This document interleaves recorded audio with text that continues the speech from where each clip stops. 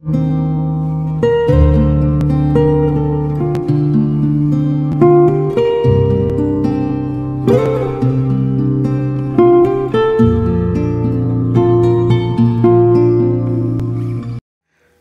علیکم، ڈاکٹر محمد طلحہ مفید طبی مشورے کے ساتھ آپ کے پیش خدمت ہے۔ امید کرتا ہوں کہ آپ بخیر و عافیت ہوں گے اور اپنی زندگی کو پرلطف انداز میں گزار رہے ہوں گے۔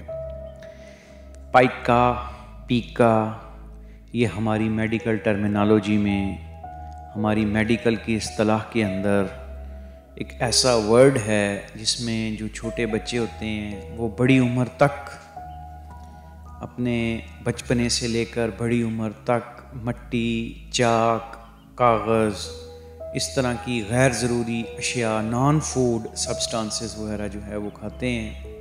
اور ان کے والدین اکثر ان سے بہت زیادہ پریشان ہوتے ہیں۔ تو آج کے اس ٹاپک میں میں یہ بتاؤں گا کہ کیا وجوہات ہیں، کن وجوہات کی بنا پر جو بچہ ہے وہ اس طرح کی حرکات کرتا ہے، اس طرح کے نان فوڈ سبسٹانسز کو اپنے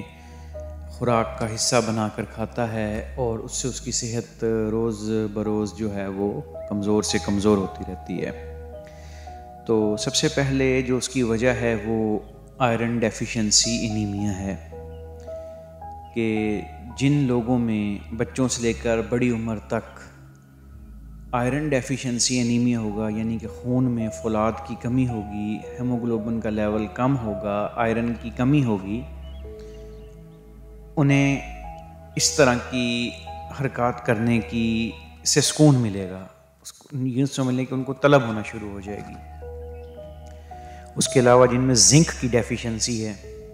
زنک کی کمی ہے، ان میں یہ پرابلم ہوگا۔ اور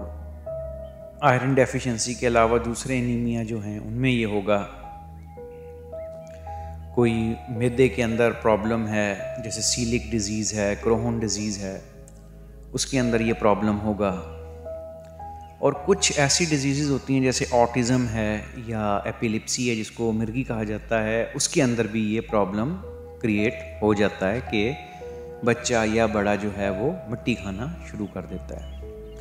اگر اس کو پراپر نیوٹریشن نہیں مل رہی، اس کو نیوٹریشن ایلیمنٹس پراپر نہیں مل رہے بچے کو، تو اس میں بھی بچہ مٹی کھانا شروع کر دے گا، جیسا کہ اس کو آئرن والی ڈائٹ نہیں مل رہی، زنک والی ڈائٹ نہیں مل رہی، کیلشیم والی ڈائٹ نہیں مل رہی۔ اس کے علاوہ کچھ وجوہات ایسی ہوتی ہیں کہ بچہ جو ہے نا اس کو سب کچھ مل رہا ہوتا ہے، لیکن وہ انگزائٹی یا سٹریس کا شکار ہوتا ہے، اس کی بات صحیح طریقے سے سنی نہیں جا رہی ہوتی، سمجھی نہیں جا رہی ہوتی، اس کو صحیح طریقے سے سیٹسفائی نہیں کیا جا رہا ہوتا، تو ایسے کیسز کے اندر بھی بچہ جو ہے وہ اس طرح کی حرکات شروع کر لیتا ہے۔ اور کچھ کلچرل وجوہات ہوتی ہیں کہ سوشل اور کلچرل، جس کی بیس کے اوپر جو ہے وہ والدین